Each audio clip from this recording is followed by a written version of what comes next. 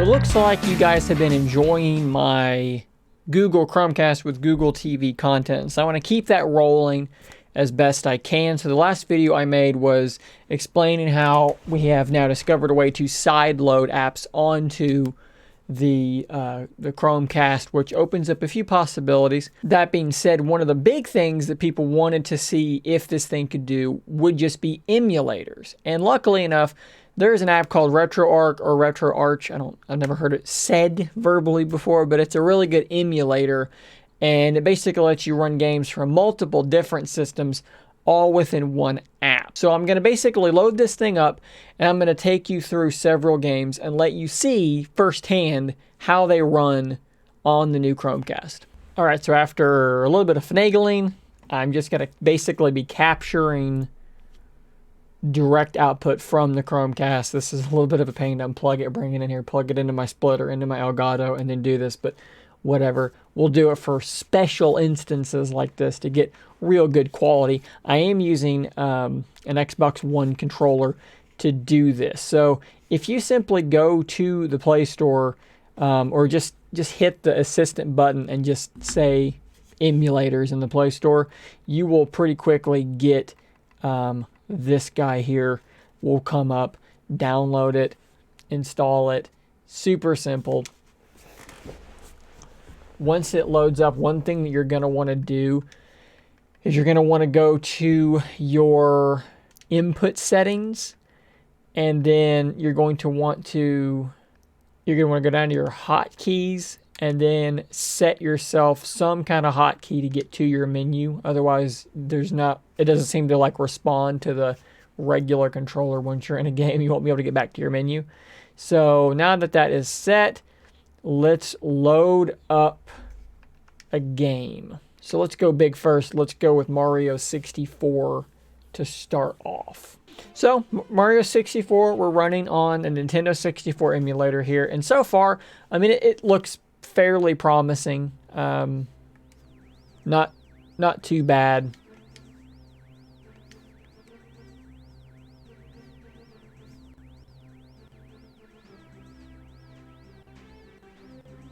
A little bit of slowdown there.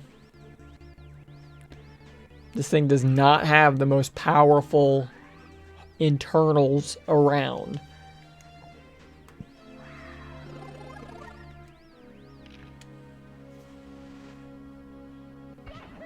Pretty good slowdown there as well.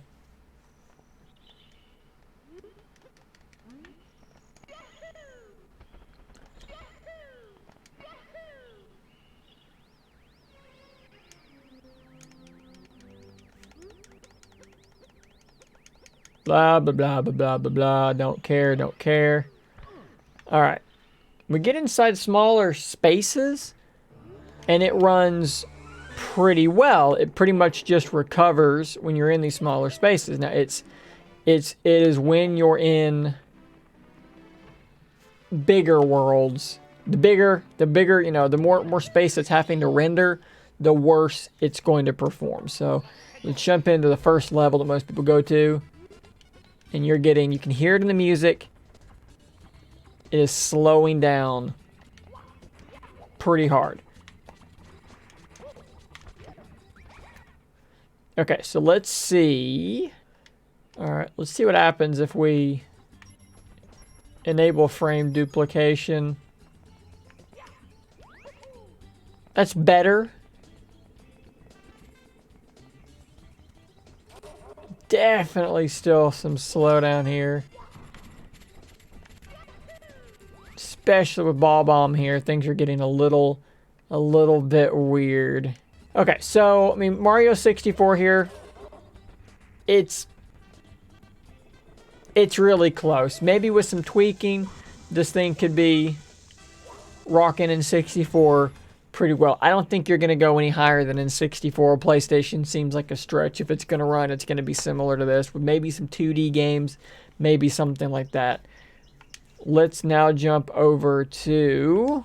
This is where if you're going to play games on the new Google TV, this is where it's going to shine. It will be totally fine with 2D platformers, Game Boy Advance, Super Nintendo, things like that. Any further than that, it's really not going to do well. But this is totally fine. There's no slowdown at all. My camera is covering up my own face. Or my face is covering up what I'm doing. But yeah, Mega Man X is totally fine. Super Nintendo games are going to be totally fine. That's going to run without a whole lot of trouble. Alright, so guys, as a gaming system, as an emulation powerhouse, stick with your NVIDIA Shield. You're going to be a lot better off on that in that regard. Now, I'm not going to tell you where to get ROMs from. If you want to get ROMs you already have onto your system, just go into the Play Store and search for any file management app that also has the ability to do something like access Google Drive. That's what I do. I just throw it in a Google Drive and throw it over there. Or if you have like an in-home server, like if you're my computer here, I have it set up so that gameplay and things like that I can access from other computers. Find a file browser that lets you access your local servers. That's the simplest way to do it. So guys, hope you enjoyed this video. Hopefully it's illuminating for you guys as to what kind of emulation capabilities this thing has. More videos to come, and until then, stay nerdy, my friends. If you enjoy my content, please consider becoming a Scary If Literal member. You'll get access to a whole bunch of emoticons to use with live streams and a shout out on an upcoming video. Thanks as always for your continued support.